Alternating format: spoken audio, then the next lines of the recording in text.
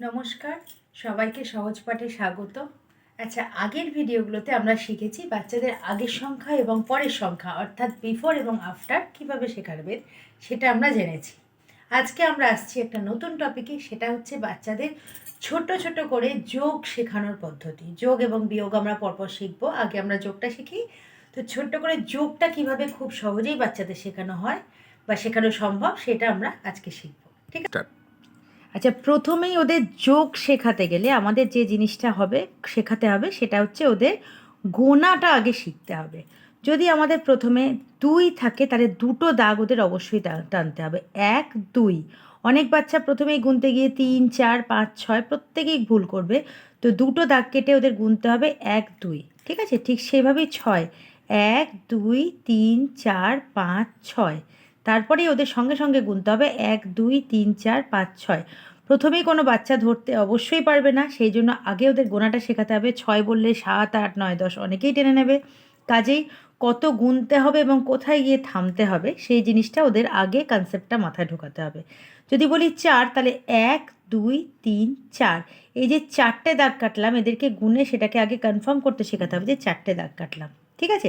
এইভাবে ওদের গোনাগুলো শেখাতে হবে। এরপর যখন ওরা এই গুণে লেখোটা ওরা শিখে যাবে, তখনই আমরা যোগের প্রসেসটা শুরু করতে পারবো।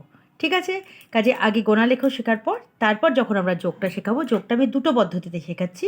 বাচ্চারা যেটা নিতে পারবে সেটাই আপনাদের জন্য বা বাচ্চাদের জন্য খুব ভালো হবে। দেখুন, যোগের ক্ষেত্রে প্রথমে ওপরে আছে 2, তাহলে আমি একটা দুটো দাগ কাটলাম। নিচে আছে 4, তাহলে 1, 2, 3, 4। তারপরে যখন সবটা একসাথে গুনবো তাহলে উত্তরটা পেয়ে যাচ্ছি। তার মানে 1, 2, 3, 4, 5, 6। ঠিক আছে?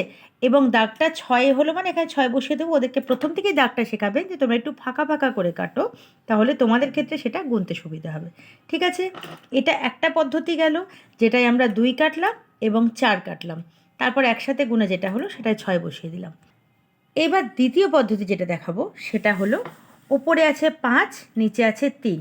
তাহলে ওপরেরটা যেমন 2 ছিল আমরা দুটো দাগ কাটলাম এবং নিচেরটা 4 ছিল 4টে দাগ কাটলাম। এখানে ওপরেরটা আমরা দাগ কাটছি না। 5 অর্থাৎ 1, 2, 3, 4 5টা দাগ আমরা না কেটে শুধু নিচেরটা দাগ কাটবো। 1, 2 এবং 3। এই নিচের দাগটা কাটার পর ওদের যদি মাথায় এটা নিতে পারে তাহলে ওদের ক্ষেত্রে সেটা বেশি ইজি হবে। 5 যেহেতু ওপরে আছে তাহলে 5, তারপরে দাগের পর গুনবে। 5-এর পর কী হয়? 6। তার মানে 5, 6, 7, 8। জিনিসটা বোঝা গেছে তো? ঠিক সেইভাবেই ওপরেরটা যদি না কাটি আমি, ওপরে আছে 6 আর নিচে আছে 5, তাহলে নিচের 5টা যদি কাটি 1, 2, 3, 4, 5, তাহলে ওপর আছে 6, 6-এর পর হয় 7, তার মানে 6, 7, 8, 9, 10, 11। ঠিক আছে? এইভাবে আমরা যদি যোগটা শেখাই তাহলে ওরা খুব তাড়াতাড়ি ক্যাচ করতে পারবে। তো এই ছিল আমার খুব সহজ পদ্ধতিতে যোগ শেখানো। এরপরের ভিডিওতে আমরা বিস্তারিত আলোচনা করব ঠিক সহজ পদ্ধতিতে এইভাবেই আমরা বিয়োগ কী করে শিখব। ঠিক আছে? তো আমার এই চ্যানেলটি যদি আপনাদের সহযোগী হিসাবে মনে হয় তাহলে অবশ্যই আমার চ্যানেলটিকে লাইক এবং সাবস্ক্রাইব করবেন। এবং যদি আরও নতুন কিছু জানার থাকে তাহলে অবশ্যই আমাকে ভিডিওতে কমেন্ট করে জানাবেন। ওকে? ধন্যবাদ।